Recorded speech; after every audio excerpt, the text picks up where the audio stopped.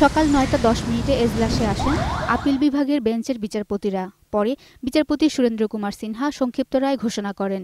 Appeal বিভাগের তৃতীয় এই রায়ে বৃহত্তর ময়মনসিংহ অঞ্চলের আলবদর বাহিনীর প্রধান সংগঠক কামারুজ্জামানের ৩ নম্বর অভিযোগে মৃত্যুদণ্ড বহাল রাখে আপিল বিভাগ। আপিলটি আংশিক মঞ্জুর করা হয়েছে, অর্থাৎ ১ নম্বর চার্জের থেকে তাকে অব্যাহতি দেওয়া হয়েছে।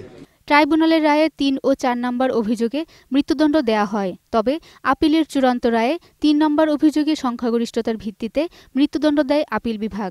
৪ নম্বর অভিযোগে মৃত্যুদণ্ডের পরিবর্তে যাবজ্জীবন দেয়া হয়। সোহাগপুরে হত্যাকাণ্ড করার জন্য সব কজন জজ ঐক্যমতে পৌঁছেছেন, কিন্তু তাকে শাস্তি প্রদানের ব্যাপারে সংখ্যাগরিষ্ঠ সংখ্যক বিচারপতি মৃত্যুদণ্ডের পক্ষে রায় প্রদান করেছেন।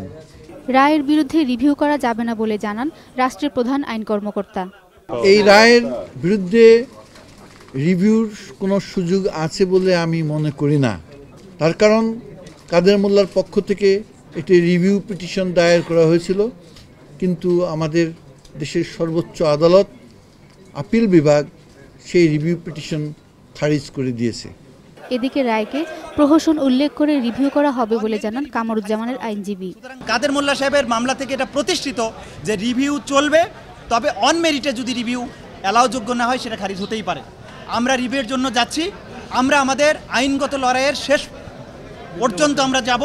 রিভিউ করা যাবে কি যাবে না এই বিষয়ে সমাধান নিয়ে অস্পষ্টতা রয়েছে। তবে মৃত্যুদণ্ড কার্যকর হওয়া জামাত নেতা আব্দুল কাদের মোল্লার রিভিউ আবেদনের আদেশের পূর্ণাঙ্গ কপি প্রকাশের পর বিষয়টি সমাধান হতে পারে। মুক্তিযুদ্ধের সময় আলবদরের ময়মনসিংহ জেলা শাখা প্রধান কামারুজ্জামানকে গত বছরের ৯ই মে মৃত্যুদণ্ড দেয় ট্রাইব্যুনাল। পরের রায়ের বিরুদ্ধে গত বছরের ৬ই জুন আপিল করে কামারুজ্জামান। ১৭ই সেপ্টেম্বর রায়ের জন্য অপেক্ষমান রাখে আপিল বিভাগ। শাকের আরজু, একুশে টেলিভিশন, ঢাকা।